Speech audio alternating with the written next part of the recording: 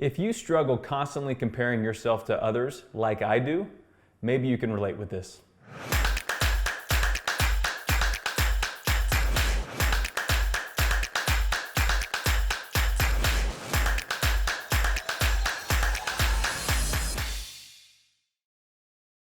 Hi, Matt Farnham here, back with Real Life at Level 10, where I discuss insights of real estate leadership and personal growth. This is episode 15 and is not going to be so much real estate related today. However, just want to share something personally with you that I struggle with in my 16 plus years of real estate, and just how I'm kind of working through that, because I'm sure this will relate to a whole lot of folks that feel the same way. So if you're competitive, I'm sure you constantly are comparing yourself to others, and I believe that can be very toxic.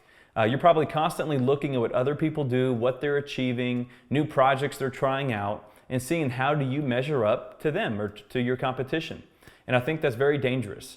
A lot of times I think we're comparing our year 1 to somebody else's year 20 or some aspect like that. It's not always a fair comparison because you don't know the whole story. Somebody could have 2 or 3 business partners behind them when really it's the work of 2, 3, 4 people, and you're just seeing one example, and that you just don't know the whole story.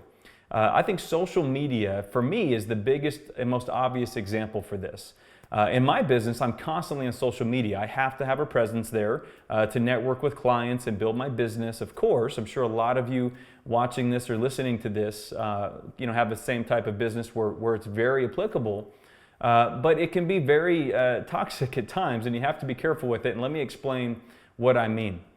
Like, for example, I network with a lot of extraordinary agents across the country. I actually coach at a high level with the #1 real estate coach in the world.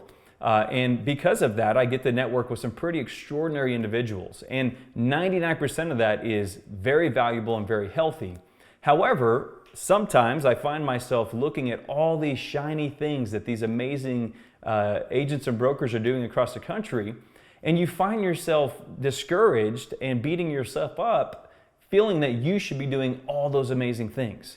So anytime I log into Facebook, for example, I might see 20 really cool examples of marketing or client experience things. They're just things that agents are doing to build their brand. And then I walk away feeling like I'm a failure because I should be doing all 20 of those things.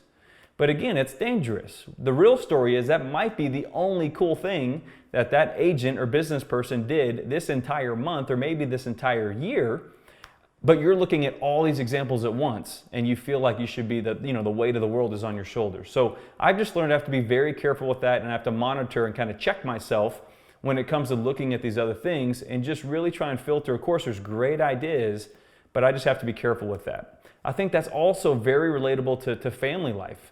Everybody knows when you go to Instagram and Facebook and all these social platforms, you're looking at the perfect marriage, the most amazing, family bliss, and the most amazing vacations.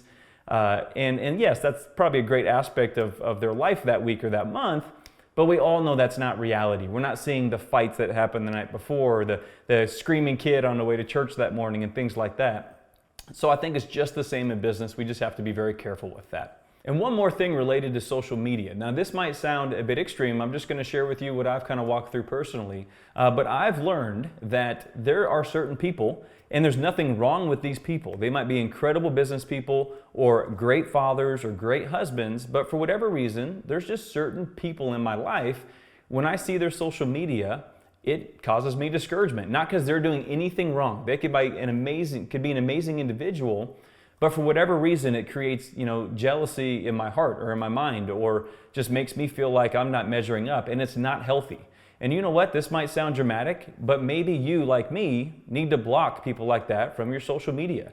Again, not because they're bad people doing anything wrong. It's my problem, not theirs. But I'm just being transparent that sometimes that's what you might need to do, because I've learned that for myself. So just something to think about. Not sure if that's perfect for you or not, but just kind of being transparent with my own life. And I'll just kind of end with the thought here, high achievers are their own toughest critics. We always feel like we should be doing more. We should always feel like we could level up, right, and do even better. And I think that's great. That's what makes high achievers, incredible at what they do. But sometimes we just need to slow down and look back at what we have accomplished, and then just appreciate the years of hard work that we have achieved, and just enjoy that for a minute. Zig Ziglar, I'm going to paraphrase because I don't want to misquote Zig. He was an amazing personal development coach and speaker and leader. But I remember a quote of his basically said, success is not measured in dollars and cents and these types of things, but success is measured by looking in the mirror at the end of the day, knowing that you've done absolutely everything you can to be the best at what you're doing or the best person that you can be or who are you becoming. And that's a filter I just try and remind myself of. Instead of comparing myself to others to decide if that's successful, did I just give everything I can to my day? Essentially, did I live at a level 10? But at the end of the day, like we've shared before, you can't get to it all, you can't do it all. So do it at a level 10 and live with the results. So hope you can relate to this a little bit. Hope you found some value in this content. Again, please like and subscribe and share this content. Subscribe on YouTube. This is on a podcast now, so you can find it on iTunes or Google Play, Real Life at Level 10. Would love to hear from you, and tune in next time. Right now, we're going to release these on the second and fourth Tuesday of every month. So stay tuned for episode 16 coming next, and we'll see you soon. Thank you.